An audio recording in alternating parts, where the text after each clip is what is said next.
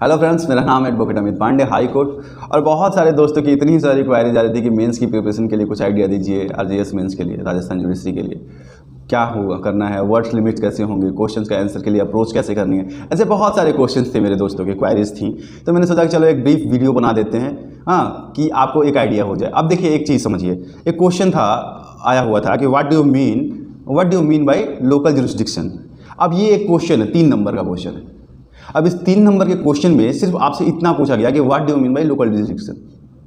तो आपको सिर्फ इतना बता के निकल जाना है कि क्या होता है। अब ये आपके ऊपर है कि आप अपने सारे प्रकांड ज्ञान जो आपने पढ़ी है पिछले 6 सालों में, एलएलबी के बाद 3 साल की तैयारी में, तो अपने पूरे प्रकांड ज्ञान का परिचय दे दें और वहाँ पे लिख दे, बता दें कि भाई क्या होता है, कितने इसमें सेक्शंस होते हैं, कहाँ इंप्लीमेंट होता है, कहाँ इंप्लीमेंट नहीं होता है। तो ये सारी चीज़ें, ये आपकी गलती है कि आप कितना लंबा लिखेंगे। आप यकीन कीजिए कि आप ऊपर जितना लंबा लिखते जाएंगे, जो छोटे क्वेश्चन होंगे उनमें आपको लगेगा कि आंसर ईजी है, तो आप एकदम से भरते जाएंगे। लास्ट में पता चलेगा कि आपके पास लिखने के लिए ना वर्ड्स बचेंगे ना टाइम बचेगा।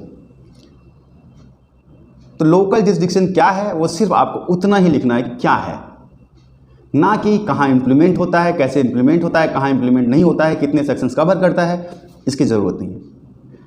होप आपको ये चीज़ आपको समझ में आया होगा, ठीक है।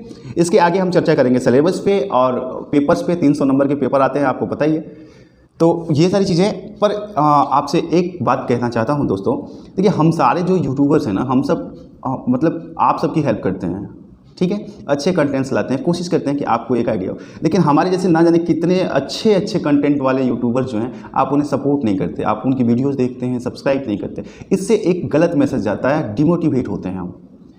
तो आपसे रिक्वेस्ट है कि सिर्फ मैं नहीं, कोई भी ऐसा छोटा यूट्यूबर हो या कोई एजुकेटर हो जो, अब सब तो अनअकैडमी नहीं बना सकते ना, सब उत्कर्ष क्लासेस नहीं खोल सकते ना, पर हम भी तो प्रयास कर रहे हैं ना। तो आप सबसे रिक्वेस्ट है कि प्लीज़ हमें भी सब्सक्राइब कीजिए, हमें लाइक कीजिए, ताकि हम मोटिवेट हों और ये शिक्षा की जो शुरुआत हुई है ना डिजिटल मीडिया पे, ये आगे बढ़े, हम भी आगे बढ़ें, आप भी आगे बढ़ें।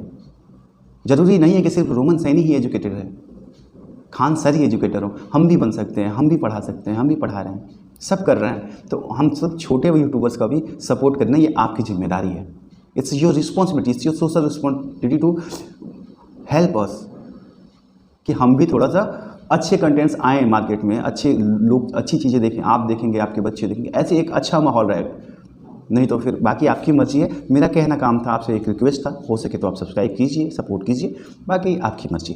चलिए आगे आते हैं। देखिए 300 नंबर के क्वेश्चन होते हैं, क्रिमिनल से 100 नंबर के क्वेश्चन आते हैं, सिविल से 100 नंबर के क्वेश्चन आते हैं, 50 नंबर का हिंदी और 50 नंबर का इंग्लिश, यही है ना टोटल क्वेश्चन पेपर। अब देखिए, अगर आपने पहले क्वेश्चन पेपर दिया होगा, इसके पहले आपने मेंस दिया होगा, तो आपको पता होगा कि लिखना कितना है।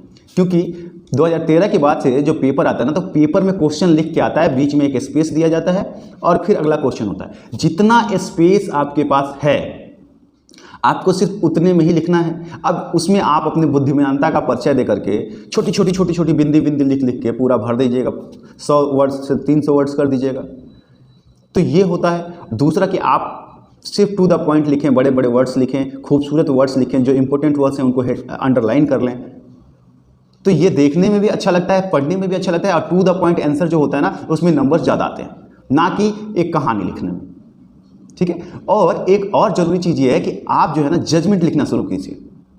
जजमेंट लिखना is a very important part of the judicial service. आप जज बनते हैं इसलिए नहीं है कि आपको कोई केस लड़ना है, आप जज इसलिए बनते हैं कि आपको एक फैसला लिखना है। You have a power for wording. तो फैसला लिखना शुरू कीजिए, डेली एक फैसला अपने दिमाग में ही बना लीजिए कि वो चोर है, ये है, इसने मर्डर किया, कल्पेबल होमिसाइड का केस बनाइए, कभी रेप का केस बनाइए, कभी पॉक्सो एक्ट का केस बनाइए, उसके एविडेंस अपने दिमाग में क्रिएट कीजिए, एक डायरी में लिखिए और फिर उसके ऊपर एक जजमेंट बनाइए। डेली एक जजमेंट आप बनाते जाएंगे, आपको पता चलेगा कि आपके बहुत सारे सेक्शंस कंप्लीट हो गए हैं, आईपीसी सीआरपीसी के बहुत सारे सेक्शंस कंप्लीट हो गए, एविडेंस के बहुत सारे सेक्शंस कंप्लीट हो गए, और आपको जजमेंट लिखना भी आ जाएगा, और आप अंदर से मोटिवेट रहेंगे कि आप एक जज बन रहे हैं, आप एक जज हैं। तो ये एक बहुत ज़रूरी चीज़ है केस लॉज के लिए। और देखिए एक और चीज़ मैंने जो प्रयास किया, क्योंकि सेक्शंस याद करना बहुत डिफिकल्ट हो जाता है, तो मैंने क्या किया है, मैंने ये शुरू किया है अभी कि जैसे कोर्ट में कोई केस होता है तो उसके कोर्ट के अंदर की हिस्ट्री, जजमेंट्स क्या होते हैं। जैसे अभी एक महाराष्ट्र का केस हुआ था जिसमें पॉक्सो एक्ट में ऑनरेबल हाई कोर्ट ने ये फैसला दे दिया था कि कपड़े के ऊपर से टच जो होता है उसको रेप नहीं, उसको हीनियस सेक्सुअल ऑफेंस नहीं माना जाएगा। तो उसके ऊपर ये मैंने एक पूरा केस आपको बताया, उसके सेक्शंस बताए। अगर आप उसको देखेंगे तो आपको पॉक्सो का सेक्शन 3, 4, 5, 6, 7, 8, 9 अपने आप तैयार हो जाएगा, क्योंकि उसमें ही है वो, है ना। तो वो अपने आप तैयार हो जाएगा और वो आपको कभी नहीं भूलेगा, क्योंकि वो एक केस लॉ फॉर्म हो गया। तो आप वो केस लॉ सुन के भी अपने सेक्शंस कंप्लीट कर सकते हैं। मैं कोशिश करूँगा ज़्यादा से ज़्यादा कर लूँ, जितने कर सकूँ। मैं डिस्क्रिप्शन में आपको लिंक दे दूँगा, अगर आप चाहें तो आप सुन के देखें आपके सेक्शंस कंप्लीट होते हैं या नहीं होते। ठीक है, तो ये हो गई चीज़। तो दूसरा, CRPC के अंडर में आप सिर्फ उन सेक्शंस पे फोकस कीजिए जो कोर्ट रूम के अंडर आती हैं, after chargesheet, after trial, after judgement. जितनी भी चीज़ें आपको CRPC की इंपॉर्टेंट हैं, सिर्फ उतने दूर की हैं, उसके बाद नहीं है। तो आप सिर्फ उन पे फोकस कीजिए जो कोर्ट रूम के अंदर चलती हैं CRPC की। उसके बाद की आपको ज़रूरत नहीं, इतना मोटा किताब पढ़ने की जरूरत नहीं है। अभी टाइम है कि आप शॉर्ट, बाकी तो आपने देखे जो इंपॉर्टेंट चीज़ें हैं वो बस वही है। ठीक है, तो ये अप्रोच रखिए आप। हिंदी और इंग्लिश में क्या करना है आपको, देखिए 3-3 ऐसे लिखने हैं। आप ऐसे डेली एक लिखना शुरू कीजिए, 2 महीने का आपके पास टाइम है, 60 दिन में बन जाएगा। और ऐसे में करंट अफेयर की चीज़ें इनपुट कीजिए, अच्छे वर्ड्स की एक डिक्शनरी बनाइए जिसमें हेवी वर्ड्स हों, लॉ रिलेटेड, है ना, और उनको इम्प्लीमेंट कीजिए अपने एसेस में। तो इससे आपको, और देखिए अगर आप 50-50 नंबर का 30-30 नंबर अगर आपने यहाँ से खींच लिया दोनों से, क्योंकि इनका लेवल बहुत हार्ड नहीं होता, तो 60 नंबर तो आपने यहाँ से खींच लिया। और आपको चाहिए कितने, 140 से 160 के बीच में चाहिए। अगर 140 से 160 के बीच में है तो आपके मेंस की इंटरव्यू की कॉल आ जाएगी। तो आपको करना क्या है, अगर आपने 60 नंबर यहाँ से खींच लिया तो आपको फिर वहाँ 200 नंबर में से सिर्फ 100 नंबर लाने हैं। 50% भी अगर आपने कर लिया तो आपका काम मतलब एकदम उम्दा हो गया। तो आप इस तरीके से एक अप्रोच लेके आ सकते हैं। ठीक है, तो लिखना कितना है ये मैंने आपको समझाने की कोशिश की, है ना। और तैयारी कैसे करनी है, जजमेंट लिखना है, ये कंपलसरी है कि आप डेली, ये सबसे ज़रूरी है। आप इसके बिना समझिए ना कि एक तरह से नहीं, ये जुडिशरी एस्पिरेंट्स के लिए ना एक मतलब मूल मंत्र होता है कि जजमेंट लिखना उनको आना चाहिए।